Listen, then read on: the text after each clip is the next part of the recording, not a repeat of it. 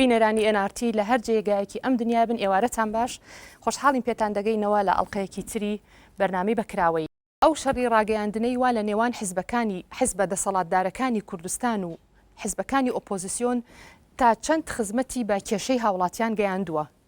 تا چەند خزمەتی بە پرنسیپی پێکەوە ژیان و ئاشت بوونەوە گەیاندونەوە هەروەها ئەو شەڕی ڕاگەیاندنە تا چەند خزمەتی بە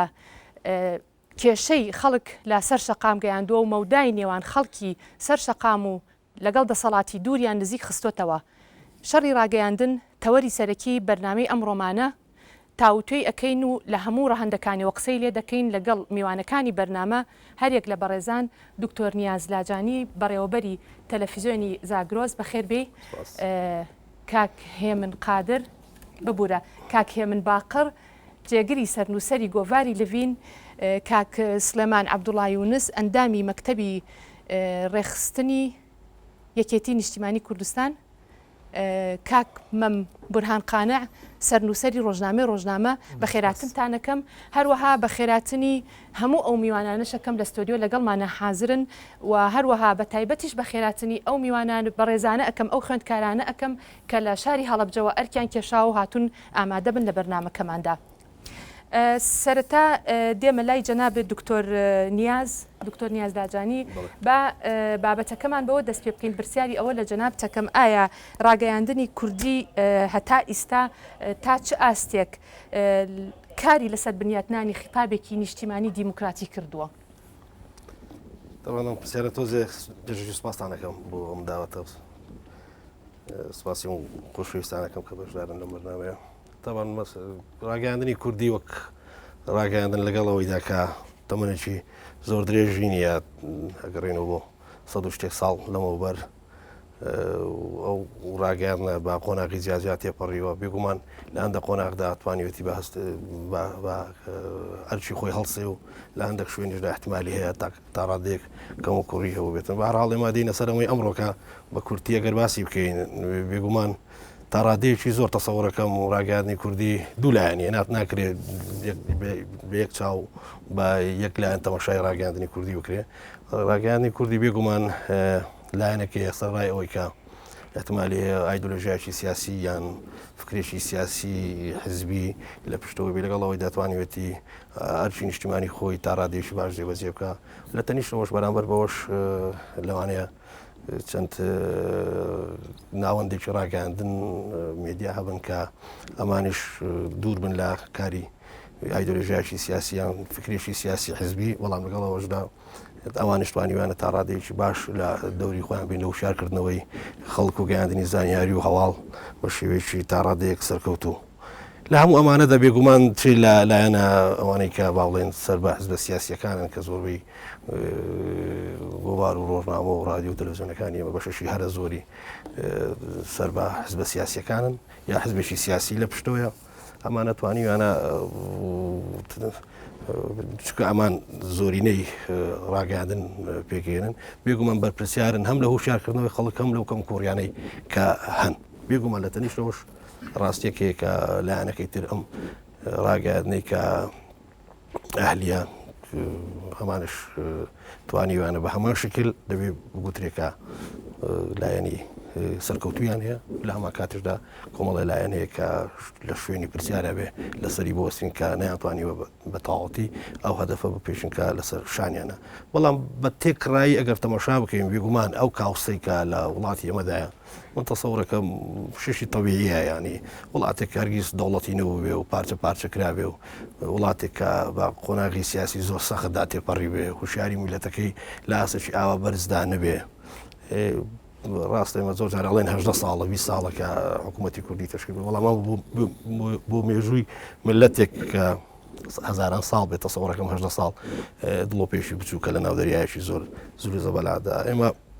لە خلالی ئەوەی کابوو بە سەدان ساڵە تۆ جامیعاتە بی مەدارست هەبێ و کۆمەڵە مەراکزی فەرهەنگیت هەبێتن و لە ڕووی پیشەسازی و ئابووری و کۆمەڵاتی و ئەمانە کۆمەڵێ دەستکەوتی گەورە هەبوو بێ ئەمانە نەبوو لە وڵاتی ئێمە حەقمانە پەلەمان بێ پەلەمانە کامانەوێ لە ماوەیەکی کووردا لە هەموو بوارەکاندا گەشە بکەین و پێش بکەین کە تەمە تقریباً بەم توانایەکی ئێمە هەمانە مەحاڵە من کورتی کەمەوە بە یەک جملە من تەسەوڕەکەم ڕاگەیاندنی کوردی وەکو هەموو لایەنەکان و بوارەکانی تری ژیان لە کۆمەڵگای ئێمە تا ڕادەیەکی باشتوانێتی وەکاری خۆی هەڵسێتن. یعنی توانیوێتی خزمەت بە خطابێکی یان کار لەسەر بیناکردنی خطابێکی نیشتیمانی دیموکراسی بکات، چونکە ئێمە قسە لەسەر خطابێکی نیشتیمانی یەکەین، بەڵام دیموکراسی ئەوەی تێگەیشتم لە قسەکان جۆرێک لە گەشتبینانە من گەشتبینانە تەماشایەکەم بڵێ کاکێ من بەڕێزێ هەمان پرسیار ینی حەزەکەم ڕای جەنابە بزانم ئایا وایە ڕاگەیاندنی کوردی توانیوێتی بکات لەسەر بیناکردنی خطابێکی نیشتیمانی دیموکراسی یان ئەگەر کردوێتی لە چ ئاستێکایە ئەگەر نەی کردو بۆ هۆکارەکان چییە؟ زۆر سپاسانەکەم وڵام حەزەکەم بە مطلقی قسە نەکەم، بەڵام پێم وایە کە ڕاگەیاندنی کوردی هەتا ئێستا بە شێوەیەکی گشتی نەیتوانیوە لە ئاستێکی پێویستە بێ بۆ دروستکردنی خطابێکی نیشتیمانی و چاودێریکردنی پرۆسی دیموکراسی. ئەوش لەبەر یەک فاکتەری بەسیط کە ئەوەیە هێزە سیاسیەکانی ئێمە، کارکتەرە سیاسیەکانی ئێمە لە ڕاستیە پرۆژەیەکی نیشتیمانی دیموکراتیان نەبووە لەسەر ئەرزی واقعە. یعنی لە ماوەی ئەزمموی کوردیا ئێمە لە واقعە ئەزمون با بڵێن بنیاتنانی ئەزمونێکی دیموکراتی و نیشتیمانی بە ڕادەیەکی زۆر کەمە بینین. مثلا لە چەندین قۆناغا بینین کە هێزە سیاسیەکانی ئێمە لە حیزبە دەسەڵاتدارەکان لە کارکتەرە سیاسی باڵەکان لەم دروشمانە دەن، یعنی بەزەقی کارەکەن بۆ با بڵێن پێشێلکردنی پرەنسیپە نیشتیمانیەکان و پێشێلکردنی پرەنسیپە دیموکراتیەکان. ڕاگەیاندنی کوردیش لە سەرەتای با بڵێن ئەگەر باز لە دوای ڕاپەڕیم بکەین لە دوای ساڵی 90ەوە لەبەر ئەوەی ڕاگەیاندنی حیزبە سیاسیەکان بووە، ڕاگەیاندنێکی ئازاد نەبووە، ئەنی ڕاگەیاندنێکی مەمەوەل بووە لەلایەن سیاسیەکانەوە. ئەوان پارەیان پێداوە، ئەوان ئاراستەی خیتابی با بڵێن ئیعلامیان دیاری کردووە، لەبەرەوەی لە ئەساسا خۆیان ئەجێندایەکی لەو جۆرەیان نەبووە، یان ئەگەر ئەجێنداشیان هەبووە لە واقعی با بڵێن با ئیتیهام نەکەین بۆەوەی کە ئەمانە مەسلین، بەڵام ئەگەر لە خەیاڵدانیشانە هەبوو بێ لە واقعا کارێکیان کردووە کە پێچەوانەی ئەمە بووە، ڕاگەیاندنەکەش نەیتوانیوە بە شێوەیەکی دروست تعبیر لەمە بکە، یا ئەستان سیاسەکان نەیانویست و ئەمە بکە. بۆیە ئەبینین کادری ئیعلامی ئێمە، دامودەستگای ئیعلامی ئێمە لەبەرەوەی دامودەستگایەکی وابەستە بووە بەلایەنە سیاسیەکەوە، هەرگیز نەیتوانیوە بۆ خۆی لە دەرەوەی ئەوان خیتابی ئیعلامی خۆی هەبێ، خیتابی نیشتیمانی خۆی هەبێ و کار لەسەر با بڵێن پرەنسیپە دیموکراتیەکان کە. هەر بۆیە ئەبینین لە فترەی شەڕی ناوخۆیە کە وڵاتی ئێمە لە ڕووی با بڵێن هاوبەندی نیشتیمانی و لە یەکتری ئەترازێ لە ڕووی پێشێلکردنی مافەکانی مرۆڤەوە لە ڕووی پرۆسی دیموکراسیەوە دەچێتە قۆناغێکی مەترسیدارەوە. ئەم ڕاگەیاندنە نەک ئەوەی ناتوانێت ڕۆڵێکی باش بگێڕێ، بەڵکو ڕۆڵێکی زۆر خراپ دەگێڕێ و بەشێکی گرنگە لە خودی شەڕەکە. من بە بڕای من ئەمە یعنی پەیوەندی بەوە هەیە کە تا چەندێک هێزە سیاسەکانی ئێمە بیر دەکەنەوە و خیتابێکی نیشتیمانی دیموکراتی یا بیرکردن لە ئەساسە ئەجێندایەکی نیشتیمانی و دیموکراتیان دەبێت، ئەو کاتە ڕنگدانەوەی دەبێت لەسەر واقعی ڕاگەیاندنەکانیان. بۆیە من پێم وایە ئەگەر ئێستا بەو شکڵەی جارانیش نەبێ، ئەگەر بەو ڕادەی پێش ساڵی 2000 نەبێ کە ئێستا دنیا گۆڕاوە بڵین جۆرێکی تر لە میدیا هاتۆتە پێشەوە کە میدیایەکی مەوەلی ئەتوانین بڵین نیشتیمانیە لەلایەن خەڵکەوە، لەلایەن یعنی ڕاگەیاندنێکە لەسەر گیرفانی میلەت دەژی بەو معنایی کە لەسەر فرۆشی خۆی دەژی، لەسەر ڕێکلام دەژی. ئەم بارودۆخی سیاسی و بارودۆخی کۆمەڵایەتی و بارودۆخی ڕۆشنبیریش لە دنیای گۆڕاوە تا ڕادەیەک هەست بە کاڵبوونەوەی ئەمە ناکرێ. بەڵام مشکلەکە ئەوەیە ئێمە هەر جارێک لە کوردستان کە ڕوبەڕووی قەیرانەکە بێتەوە هەست دەکەین کە دیسانەوە ئەم ئیعلامە حیزبیە، ئەم ئیعلامە ممەوەلە سیاسیە کە سیاسەکان ئاراستەیەەکان بە هەمان ڕۆڵی نەگەتیڤی خۆیان هەڵەستنەوە، واتە جارێکی دیکە ئەزمونە خراپەکە دووبارەکەنەوە. بۆیە ئەمە بەڕاستی جێی نیگەرانیە و جێ ئەوەیە کە هەوڵسەی لەسەر بکرێت. باشە کاکێ من کاک سلەمان دەمێ بێمە سەر چەمکی ڕەخنە بە تایبەت ڕەخنە لە لە بابڵین لە بوارەکانی ڕاگەیاندندا بۆچی لە لای ئێمە ڕەخنا هەمیشە نزیک ئەبێتەوە بەرداوام نزیکە بێتەوە لە تەشیر و یەکتر سوکردن و یەکتر ناوزڕاندن و ناوبردننی شخصی ئیشکردنە زیاتر لەسەر ئەو لایەنە ئایا ئەوەیە پەرە ئەسەنێت و ئەبێتە شەڕی ڕاگەیاندن لە نێوان حیزبەکانە یان ململانی ناو خودی حیزبەکانیشە جارێکی کە لە ناو هۆکانی ڕاگەیاندنا ڕنگ دەداتەوە و ئەبێتەوە بە شەڕی ڕاگەیاندن و دوور ئەکەوێتەوە لە ئیتیکی ڕۆژنامەوانی. بەڵێ سپاسەوە بۆ ئەنگێشتنەتان. لە ڕاستیدا من دەمەوێت ینی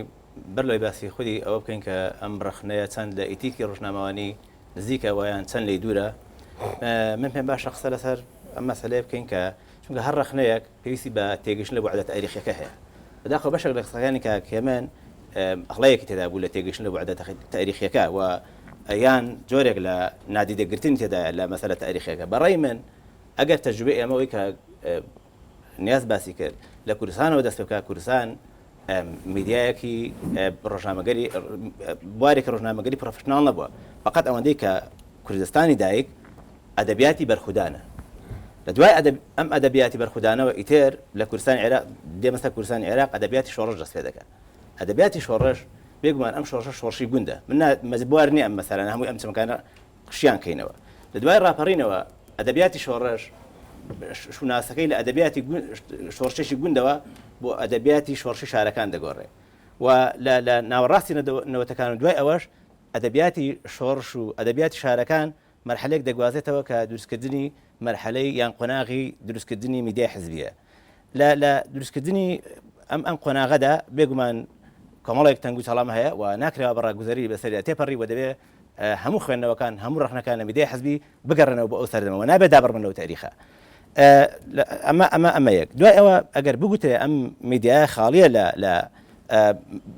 خیتابە نیشتیمانیەکە لە ڕاستیدا هەڵەیەکی گەورە دەکەین و بێویژدانێکی گەورە دەکەین بۆ چونکە ئەمە لە سەردەستی ئەم ئەدەبیاتە شۆڕشی یەک لە دوایەکەکانی کورد هاتوون و لە سەردەستی ئەم ئەدەبیاتە کە ئەدەبیاتی حزبیە یان من ئەم پۆلێنەم بۆ کردیان تۆ چۆن ناودنەی هێشتا بە میدیای حزبی ناسراوە. لە سەردەستی ئەم ئەدەبیات و میدیایە جارش کە ڕاپەڕین کە قۆناغێکی تاریخی ئەم میلەتەی وەرسەرخانێکی سیاسی کۆمەڵایەتی فەرەنجی و میدیایشە لە کوردستاندا ئەم قۆناغە بەرەمهاتووە و لە دوای ئەوەشدا ینی ئەم ڕاپەڕین دروست بوو هەر لە سەردەستی ئەم میدیایە ئەزمونێک دروست بووە. ئەم ئەزمونە بە هەموو کەم کورتەکانی خۆیەوە ئامادەیەوە هیچ کەسێک هیچ هێزێک هیچ ڕقیبێک ناتوانێت نکۆڕی لێ بکە و دوای ئەمە لانێکم لە 10 ساڵ لەمە بەرەوە قۆناغی ڕقیبگەری دەست پێ دەکات کە قۆناغی میدیایەکە بە شوناس ئەهلیە بەڵام مەیلداری هەیە بەڵام لایەنگیری هەیە بەڵام تاوە پرۆفشناڵ نییە بەڵام تاوە بێلایەن نییە و ئەمە هیچ عیب نییە لەمەدا چونکە ئەم نوخبەیەی کە سەرکردایەتی میدیای ئەهلیش دەکا نوخبەیەکە لەنا ئەم کۆمەلگایە هاتووە وەزادی ئەم کۆمەلگایە و بەشێکە ململانەیەەکانی بەشێکە لە بیرکردنەوەکانی و بەشێکە لە پەرسەندنەکانی لەبەرەوە ئەم هەموو کەم کورتیانەی کە هێشتا تۆ باسی دەکەی ئایا میدیای حزبی یان میدیای ئەهلی توانیوێتی لەم ئیتیکا ڕۆژنامەیە چەند نزیک بێتەوە کە بە شێوەیەکی ئەخلاقی دەبوو بەردەوام لێ نزیک بێ من پێم وابێ ئەمە لە قۆناغێک بۆ قۆناغێک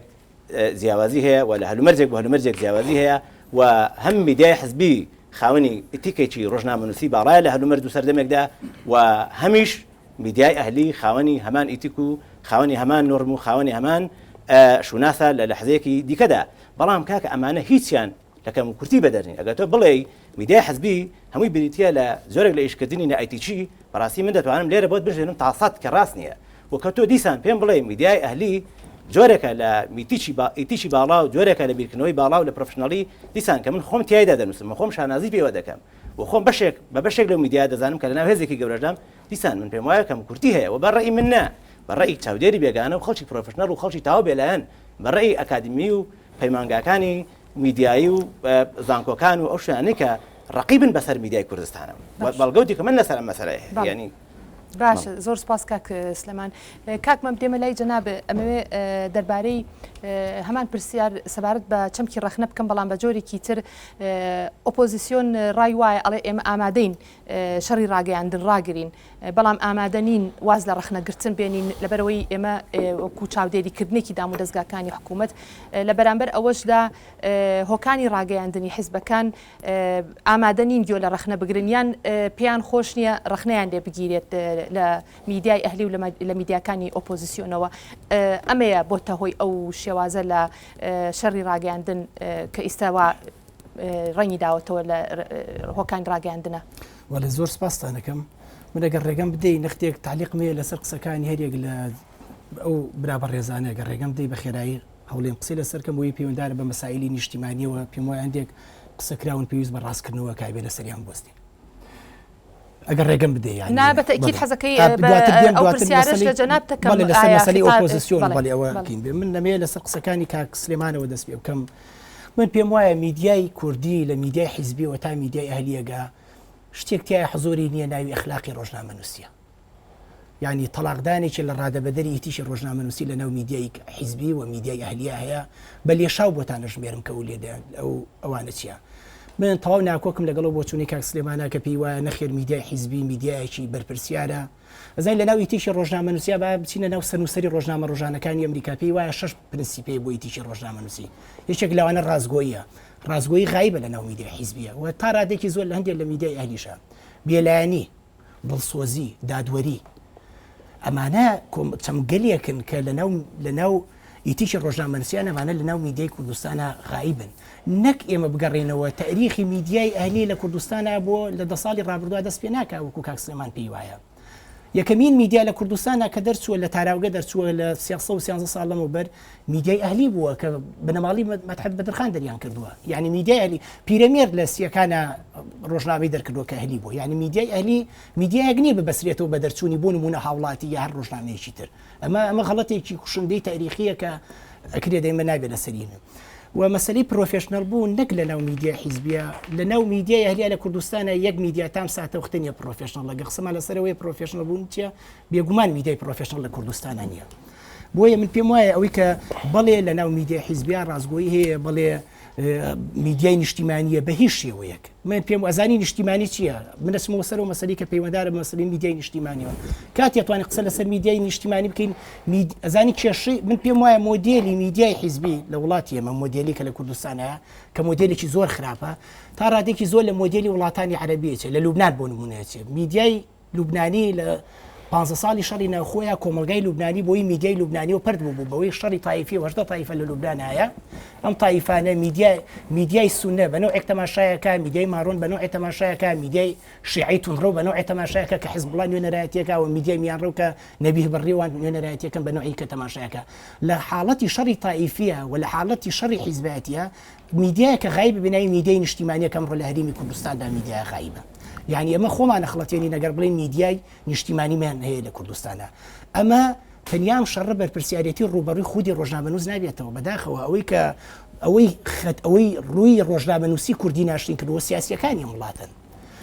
کێشەی بە سیاسیکردنمان هەیە لە ناو کوردستانە میدیا لە کوردستانە بە سیاسی کراوە لە کەناڵی حیزبی و بگرێت تا کەناڵەکانی تر کاتی میدیا بە سیاسیەکرێ شتێک نامێنێتەوە وەکو پێشتر ئاماژەمێکە ناوی ئەخلاقی ڕۆیتیکی ڕۆژنامەنووسیە و شتێک نابێتەوە ناوی بە نیشتیمانیکردنە و شتێک نامێنێتەوە کە ناوی بابەتی بوون و بە پرۆفێشنەڵ بوونی میدیا لە کوردستانە. بۆیە من ئەوەی کە پێم وایە ئەوەی کاک سلێمان باسیەکە من تەواو ناکۆکم لەگەڵەوە بوو بەشێکی زۆری بۆ چوونەکانی کاک سلێمانە دەربارەی کاک دکتۆر نیاز کە باز لەوەیە کە ئەگەر ڕێگەم بدەیت کە پەیوەنددارە بە باشە کاکمەم لەبەرەوەی باش با من بێ مەسەر وەڵامی پرسیارەکەت کەوای لێ هات ئەوەی ئۆپۆزیسیۆن منەمە و نقطەیە ڕوونکەمەوە مەسەلەی ئۆپۆزیسیۆن کە وتری ئێمە من بە حکمی سەرنووسەری ڕۆژنامەیە چوم کە ڕۆژنامە ناوەند ئۆرگان نییە یعنی لێمان تێک نەچێت زمان حاڵ شتێکە ڕۆژنامەیەک نزیک لە بزوتنەوەی یا لە حیزبێک شتێکی کەیە کۆمپانیایەکی ناوی کۆمپانیای وشەیە کۆمپانیای وشە کۆمپانیایەکە نزیکە لە بزوتنەوەی گۆڕانەوە ڕۆژنامە وەکو یەکێک لە ڕۆژنامەکانی سەر بۆ کۆمپانیای نزیکە لە بزوتنەوەی گۆڕان ینی ئۆرگان نییە بەو شێوەیە کە بۆ نمونە بەڵام کاکمەم ئەگەر بوارم بەی ڕۆژنامە و تەلەڤیزیۆنی KNN زمان حاڵی گۆڕانن دەمەوێت بڕۆمە ناوبڕێکی کورت و لەبەرەوەی بەشی یەکەمی بەرنامەکەم لە ڕۆمە داوبڕێکی کورت و دەگەڕێنەوە دوای من حەزەکەم و غەڵەتت بۆ ڕاستکەوتەوە بەڕێزان دەچینە ناوبڕێکی کورت و دەگەڕینەوە لاتان بۆ تەواوکردنی تەوەری بەرنامەکە.